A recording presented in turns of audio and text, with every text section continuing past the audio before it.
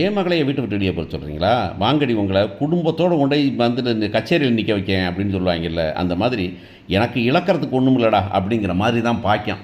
ஏன்னா என் மகளை இது பண்ணிட்டீங்களா, என் மகளுக்கு இதுதான், இதை விட பெட்டரான வாழ்க்கை எந்த ஊர்லேயும் கிடைக்காதுன்னு அந்த அம்மாவுக்கே தெரியும். இந்த என்ன கோயில் கூப்பிட்டு கும்பிட்டாலும் இதை விட குடும்பம் இழிச்சவா குடும்பம் கிடைக்காது, இந்த குடும்பத்தை விட்டுட்டு பிள்ளையை கூப்பிட்டு போகிறதா அப்படின்னு அந்த அம்மா. சரி, இவங்க எல்லாம் வந்துட்டு மானத்துக்கு பயந்தவங்க, நமக்கு மானத்தை பற்றி கவலையே இல்லை அப்படிங்கிறது தான் பாக்கியத்தோடது. இல்லை மானத்தை பாக்கியம் விட்டுருக்க பாக்கியம் அவங்க அப்பா வீட்டுக்காருக்கெல்லாம் வந்துட்டு மானங்கிறதுலாம் என்னது, மானத்துக்கு 3 எழுத்தா 7 எழுத்தா அப்படின்னு கேட்குற மாதிரி ஆள் தான். அப்படிங்கிறதுனால என்ன நடக்க போகுது அப்படின்னு பார்க்கலாம்.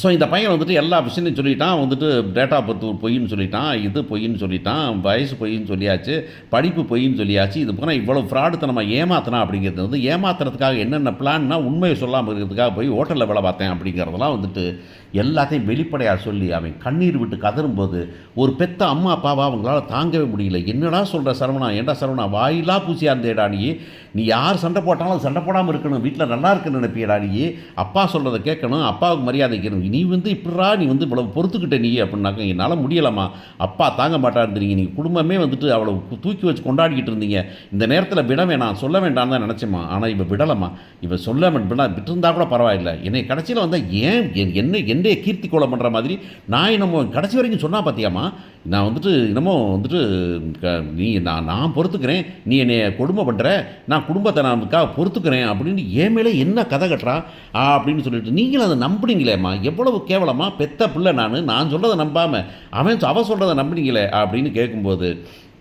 அந்த பொண்ணு வந்துட்டு மாமா நான் ஒன்றும் ஏமாத்தலை மாமா, நான் தெரியாமல் செய்யலம்மா, தெரிஞ்சு செய்யலை தெரிஞ்சு செய்யலையா அப்படின்னு போய் பொல்லீர்னு ஒரு அறையை போட போகிறாங்க கோமதி.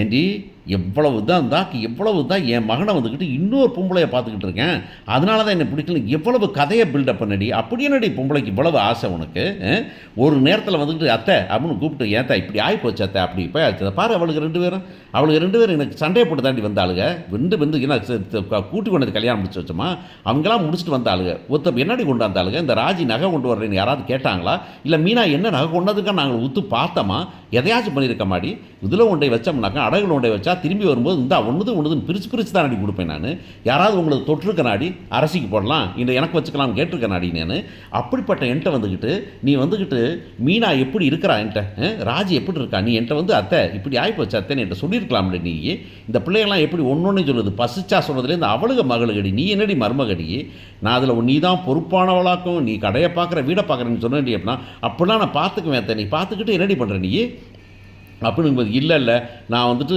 அவங்க அம்மா அப்பா தான், உங்கள் அம்மா அப்பாவா, ஓஹோ அப்படின்னு ஒன்று, இது ஆவறதில்லப்பா அம்மா மயில், நீ உங்கள் அப்பா அம்மாவுக்கு முதல்ல ஃபோன் பண்ணிக்க வர சொல்லு அப்படின்னு ஒன்று ஃபோனை பண்ணேன். அந்த சொல்லி இல்லைம்மாம்மா வேணாமாம்மா, அவங்கள கஷ்டப்படுத்த வேண்டாமாம்மா, அவங்க இப்போ கஷ்டத்தில் தான் என்ன பண்ண தெரியாமல் கல்யாணம் முடிச்சு வைக்கிறதுக்காக உண்மையை சொல்லி கல்யாணம் பொய் சொல்லி கல்யாணம் முடிச்சு வைப்பாங்களா, எங்க இவ்வளோ தாங்க என்னால் முடியும் அப்படின்னு சொல்ல வேண்டியதானே நீ, இவ்வளோ தான் படிச்சிருக்கிறா அப்படின்னு சொல்ல வேண்டியதானே நீ அப்படின்னு சொல்லிட்டு வேறு என்ன மறைச்சிருக்கிற நீ அப்படின்னா, யாருக்கா தெரியுமா சொல்லுங்கள் நீங்கள் யாருக்கா தெரியுமா அப்படின்னு கேட்டாக்க உடனே ராஜி மெதுவாக வந்து அக்கா சொல்லிருங்க அக்கான்னு, ஐயோ ராஜி அப்படிங்க அக்கா இதோட முடிச்சிடலாம் அக்கான்னு, கதிர் என்ன முடிச்சிடலாங்கிற என்ன விஷயம் உனக்கு என்ன தெரியும் அப்படின்னு கேட்கும்போது கரெக்டாக மீனா உள்ளார வரப்போகிறாங்க.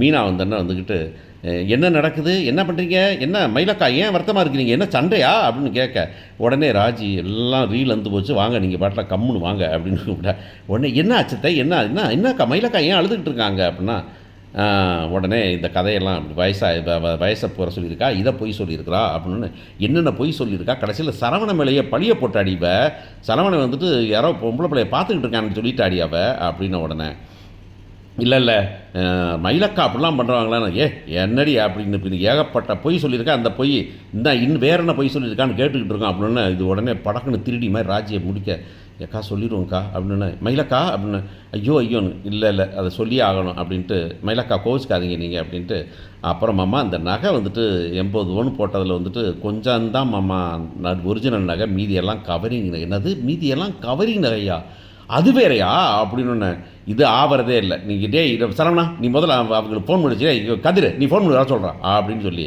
ஃபோனை பண்ணி என்ன தம்பி நான் ஒன்றை தம்பியில் எங்கள் அப்பா வீட்டுக்கு வர சொன்னார், என்னென்ன வீட்டுக்கு வர சொன்னார் வாங்க அப்படின்னு ஒன்று, என்னடா வீட்டை விட்டு நம்மளை வெட்டி விட்டாங்க ஒன்று சொல்ல போகிறாரு, ஒருவேளை ஏன்ப்பா வந்துட்டு மாமனார் வந்து கடை விட்டான்னு பட்டினியா மெயில் விரட்டினியான்னு வந்து சண்டை போட கூப்பிட்டுருப்பாரோ, சமாதானம் வா வா வா போகலாம் அப்படின்னு கூப்பிட்டு வராங்க.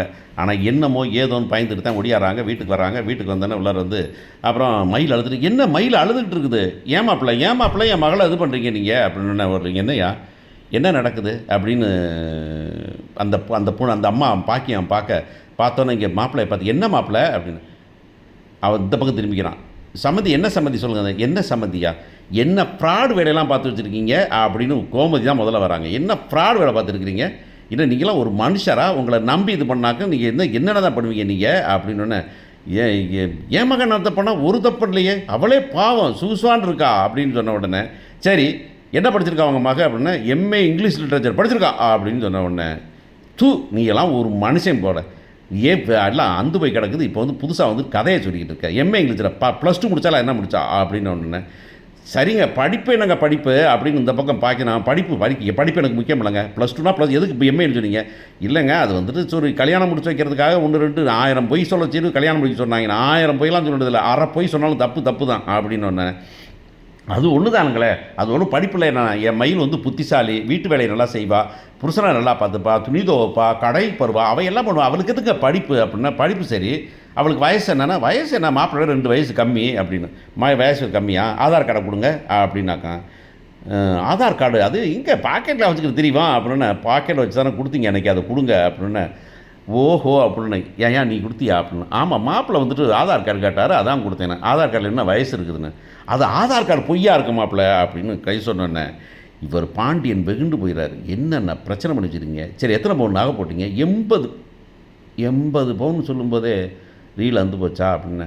கொஞ்சம் வந்துட்டு கவரிங்க தான் அப்படின்னா அது சரி பண்ணிடுவோம், கொஞ்ச நாள் குடும்ப சொத்து வந்து தந்திடுவோம் அப்படின்னு உடனே பாண்டியன் கடுப்பாகி, ஏங்க உங்களை நம்பி வச்சுக்கிட்டு இருந்தேன், அப்பம்லேருந்தே அசிங்கமாக நீங்கள் வந்துட்டு ஒவ்வொரு தடவையும் நான் அதை பண்ணிடுவேன், நான் இதை பண்ணிடுவேன், நான் அதை பண்ணிடுவேன், ஒரு பைசா அப்போவே நான் யோசிச்சிருக்கணும் அப்படின்னு சொல்லும்போது மீனா சொல்லுவாங்க அந்த இடத்துல வந்துக்கிட்டு, அப்போவே சொன்னேன் மாமா அவங்க பேசுகிற விதம் சரியில்லை அப்படின்னு சொன்னேன், ஞாபகம் இருக்கா.